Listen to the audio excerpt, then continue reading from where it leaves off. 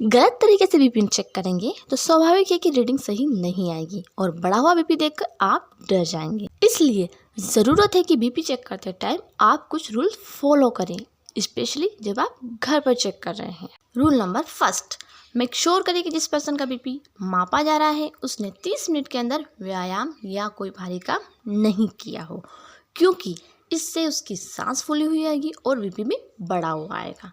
Plus उसने कोई चाय, कॉफ़ी या तंबाकू का सेवन नहीं किया हुआ, क्योंकि नशीले पदार्थ का सेवन करने से बीपी एलिवेट हो जाता है। तो अगर ऐसी स्थिति है तो आप थोड़ी देर रुकिए, एटलीस्ट 15 से 20 मिनट आप रुकिए, उसके बाद बीपी चेक करें। आप पर्सन को कुर्सी पर बिठा दीजिए, एकदम से चेक नहीं करना है, उसे 5 मिनट के लिए रिलैक्स होने दीजिए। रूल नंबर 3, पीठ को सहारा दें, पैर भी क्रॉस नहीं होने चाहिए और पैर जमीन की सतह पर टिके होने चाहिए। अब कफ बांधते हैं, कफ को कोहनी से 2 सेंटीमीटर ऊपर बांधें। ध्यान रखें, पर्सन ने कोई मोटा कपड़ा या स्वेटर पहना हो तो उसे आप निकलवा दीजिए। हाथ को सहारा दें, हथेली को खोलना है, बिल्कुल रिलैक्स रखना है, मुट्ठी नहीं बांधना है और कफ को हार्ट के लेवल पर होना चाहिए। कफ ढीला होना चाहिए, इतना ढीला कि एक छोटी उंगली आसानी से अंदर जा सके। अब स्विच ऑन करते हैं।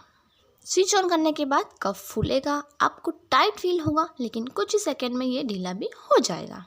अब जो रीडिंग आई है उसे आप नोट करें। ध्यान रखें, फर्स्ट रीडिंग को हम सही नहीं मान सकते हैं। 5-5 मिनट की गैप में हमें 3 रीडिंग लेना है और जो तीनों का एवरेज आएगा उसे हम एग्जैक्ट बीपी मानेंगे। अब बहुत सारे लोगों का ये क्वेश्चन होता है कि नॉर्मल बीपी कितना होना चाहिए। देखिए, नॉर्मल बीपी होना चाहिए 120/80 mmHg, लेकिन इससे थोड़ा ऊपर या नीचे चलता है। अब क्वेश्चन आता है कि हाई बीपी किसे कहते हैं, कितना बीपी बढ़ने पर हमें टैबलेट स्टार्ट करनी होगी, तो वो है 140/90 mmHg। हाँ, इस यूनिट से ऊपर या इतना बराबर अगर आपका बीपी बढ़ेगा तो हम आपको बीपी का पेशेंट मान लेंगे और आपको टैबलेट स्टार्ट करनी पड़ेगी। अब क्वेश्चन आता है कि लो बीपी कितना होता है।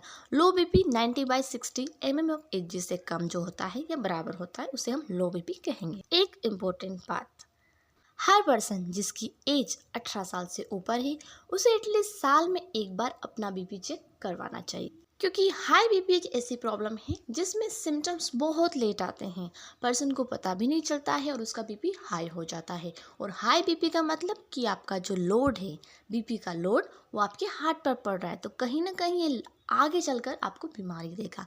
इसलिए ज़रूरी है कि आप अर्ली डिटेक्शन करें, पहले ही पता कर लें कि आपका बीपी कितना है, कितना बढ़ा हुआ है, उसके अकॉर्डिंग आप लाइफ स्टाइल मॉडिफिकेशन कर सकते हैं। प्लस जो टैबलेट्स ज़रूरी है उसे स्टार्ट भी कर सकते हैं। इसके बारे में हम आगे डिस्कस करेंगे। आई होप आप बीपी लेना सीख गए होंगे, प्लस आप नॉर्मल बीपी की रेंज भी जान गए होंगे। अगर आपको वीडियो पसंद आया हो तो प्लीज़ इसे लाइक करें और मेरे चैनल को सब्सक्राइब करें। Thank you.